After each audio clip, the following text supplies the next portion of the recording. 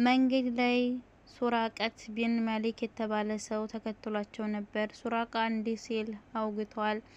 ከወገኖቼ ከበኒ መጅለድ የስብሰባ ቦታ ተቀምጬ እያለሁ አንድ የኛ ሰው መጣና ከአጠገባችን በመቆም ሱራቃ ሆይ አሁን ከባህር ዳርቻ ሰዎች ሲጓዙ አይቻለሁ።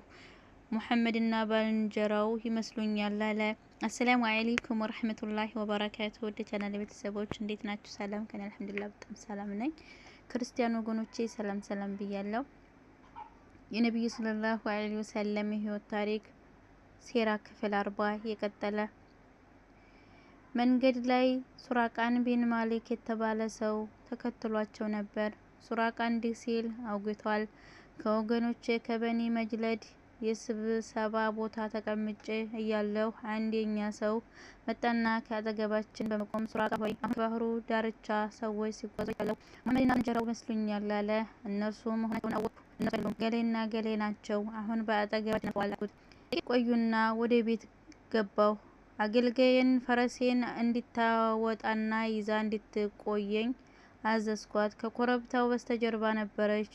ጦሬን ያዝኩና ከቤቴ በስተጀርባ ወጣሁ። በስለቱ መሬትን እየጫርኩ ከፈረሴ ስደርስ ጋልቤ ገሰገስኩ። ከአጠገባቸው ስደርስ ፈረሴ አደናቅፏት ወደቀች።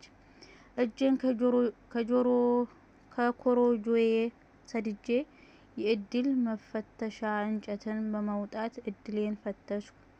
የምጠላው እጣ ወጣብኝ። ፈረሴን ጋለብኩ። የወጣውን እጣ ተቃርኜም ወደ እነሱ ገሰገስኩ። የነብዩ ሰለላሁ ዐለይሂ ወሰለም የቁርአን ንባብ ይሰማኝ ጀመር። ወደ ኋላ ሳይዞሩ መንገዳቸውን ቀጥለዋል። አቡበክር ቶሎ ይዟዟራሉ። በመሃሉ የፈረሴ የፊት እግሮቿ ወደ መሬት ውስጥ እስከ ጉልበቷ ድረስ ሰጠሙና ወደቅኩ። ገርፌ አስነሳኋት። እግሮቿን አውጥታ አቧራውን አጓነችው። በእድል መፈተሻ እንጨቴ እጣውን ፈተሽኩ። የምጠላው ነገር ወጣ። በዚህ ጊዜ ለነብዩና ለአቡበክር ሰላማዊ መሆኔን ገለጽኩላቸው። ቆሙ። ፈረሴን ጋልቤ ከአጠገባቸው እንደደረስኩ የአላህን መልእክተኛ እውነተኛነት እስካውቅ ድረስ ከእርሱ ጋር እንዲቆይ ውስጤ ወሰነ። ወገኖችህ በአንተ ጉዳይ ሽልማት አዘጋጅተዋል አልኩና ሰዎችን እነርሱን ምን ሊያደርጓቸው እንደፈለጉ ነገርኳቸው። ስንቅም ሰጠኋቸው። አልተቀበሉኝም። ማንነቴንም አልጠየቁኝም። ስለኛ ሁኔታ አትናገር አሉኝ። ሰላማዊነቴን የሚገልጽ ማስታወሻ እንዲጽፍልኝ ጠየኳቸው። አሚር ቢን ፋህረይራህ እንዲጽፍ አዘዙት። በቁራጭ ቁርበት ላይ ጻፈልኝ። ከዚያም ጉዟቸውን ቀጠሉ። በሌላ ዘገባ እንደተወሳው አቡበክር እንዲህ ብለዋል። ጉዟችንን ቀጠልን። ሰዎች ፍለጋ ላይ ተሰማርተዋል። በሱራቃ ቢን ማሊክ ሌላ ያገኘን አልነበረም። እርሱ ከፈረስ ላይ ሆኖ አየን። የአላህ መልእክተኛ ሆይ ይህ ሰው እየተከተለን ነው አልኳቸው። አትዘን፣ አላህ ከኛ ጋር ነው አሉኝ። ሱራቃ ተመለሰ።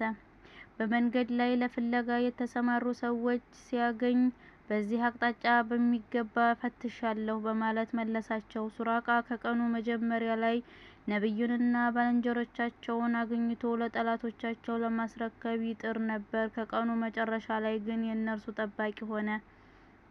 ሴራ ክፍል 41 የአላህ መልእክተኛ ሰለላሁ ዐለይሂ ወሰለም ሰዎች በኡሙ መዕበድ ሁዛዒ ድንኳን አጠገብ አለፉ። የድንኳኑ በር ላይ ተቀምጣለች። አላፊ አግዳሚውን የምታበላና የምታጠጣ ቸርና አዛኝ እውቅና ጠንካራ እንስት ነች። አንዳች ነገር አለችኝ ሲሉ ጠየቋት። ቢኖር ኖሮ ሳትጠይቁኝ በፊት እሰጣችሁ ነበር።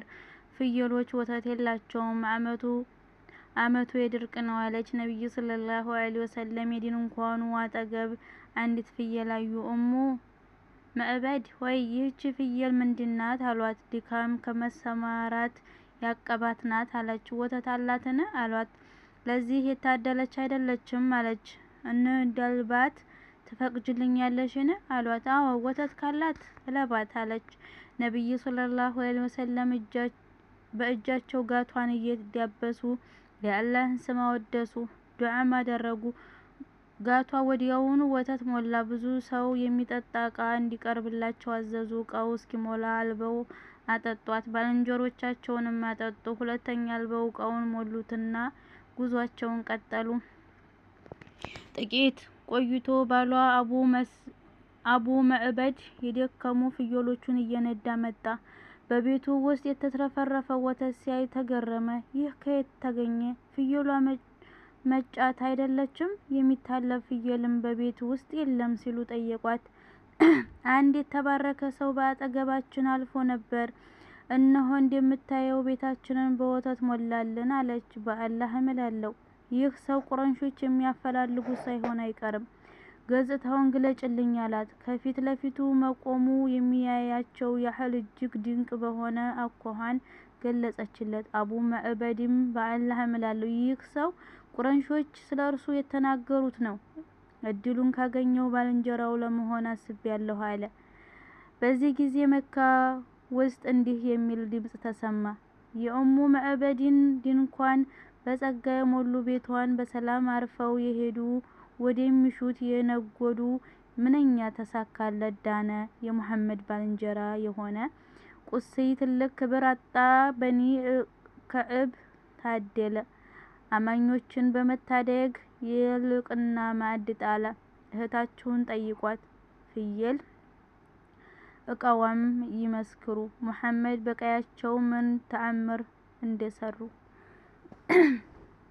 አስማ እንዲህ ብላለች፣ ነብዩ ሰለላሁ ዐለይሂ ወሰለም ወደ የት አቅጣጫ እንዲያመሩ አላውቅም ነበር። አንድ ጋኔን ከመካ በታች በኩል ወጥቶ እነዚህን ግጥሞች አነበበ። ሰዎች ተከተሉት። ድምጹን ይሰሙት ነበር ግን አላዩትም። እየጮኸ በላይኛው በኩል ወጣ። ንግግሩን እንስማ። ነብዩ ሰለላሁ ዐለይሂ ወሰለም የሄዱበት አቅጣጫ ወደ መዲና መሆኑን አወቅን። ነብዩ ሰለላሁ ዐለይሂ ወሰለም መንገድ ላይ አባ በሪደት ቢን ሐቢብ አስለሚን ከሰባ አባወራ ጋር አገኙትና ሰለመ። አብረው የነበሩት ሁሉም ሰለሙ። ነብዩ ሰለላሁ ዐለይሂ ወሰለም የመጨረሻውን የጉዞ ኢንሻ ሲሰግዱ ተከትሏቸው ሰገደ። በሪዳህ ከኡሁድ ዘመቻ በኋላ ወደ ነብዩ ሰለላሁ ዐለይሂ ወሰለም እስከመጣበት ዕለት ድረስ ከወገኖቹ ጋር ቆየ።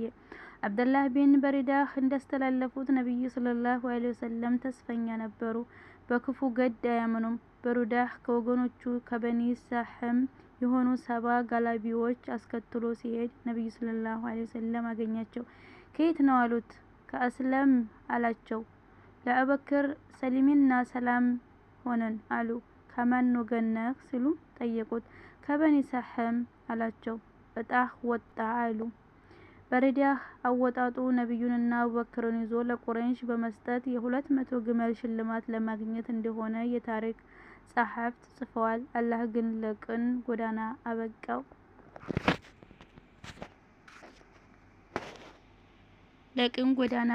ነብዩ ሰለላሁ ዐለይሂ ወሰለም መንገድ ላይ ዙበይርን አገኙ። ከሙስሊሞች ቅፍለት ጋር ነበር። ለንግድ ካደረጉት የሻም ጉዞ እየተመለሱ ነበር። ዙበይር ነብዩ ሰለላሁ ዐለይሂ ወሰለምና አቡበክርን ነጭ ልብስ አለበሳቸው። በቁባዕ ያደረጉት እረፍት ይቀጥላል። በድጋሚ ለቻናሉ አዲስ የሆናችሁ ሰብስክራይብ ደውሏን በመጫን ቤተሰብ ይሁኑ። ቤተሰብ የሆናችሁ አበረታቱኝ። ሰላም አለይኩም ወራህመቱላሂ ወበረካቱ።